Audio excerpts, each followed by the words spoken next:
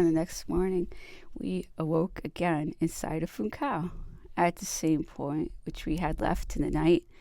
One might almost have believed that all the events of the past night had been but a dream. At the commencement of the storm, the Admiral had expressed a wish that none of us should be on deck. But he perceived my curiosity, and I was allowed to remain the whole time on the quarter deck with Captain Ross. I only quitted it to go and apprise the Emperor of the state of things. From the moment that the Emperor set foot on the Northumberland, he formed for himself entirely new habits. He constantly opposed the most noble resignation to the effects of Lord Bathurst's instructions, and perhaps by this means doubly obtained the respect and admiration of all the English who had the honor to approach him.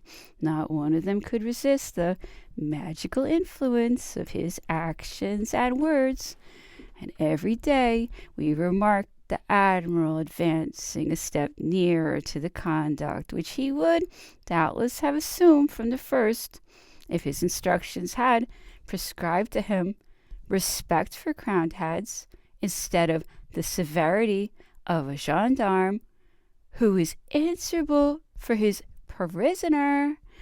The Emperor breakfasted in his room, and did not appear among the English till about 4 o'clock, when he passed into the saloon and amused himself with a game of chess or piquet, till the Admiral came to pay his respects to him and to take him to dinner.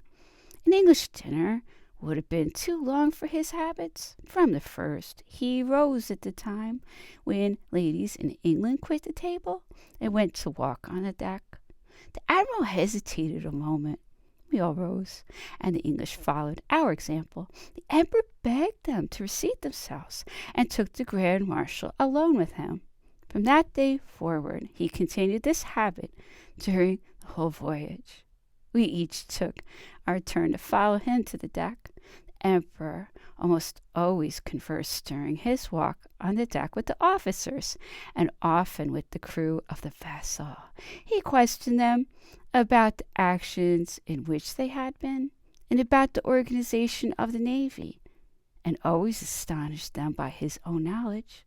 He chose for an interpreter some young midshipman who spoke French, or Mr. O'Meara, or sometimes even a sailor or a soldier, for several of these were from Jersey, and spoke French perfectly well. There were also several Italians from the Ionian Isles, or from Malta, whom he liked to call and employ as interpreters. This is something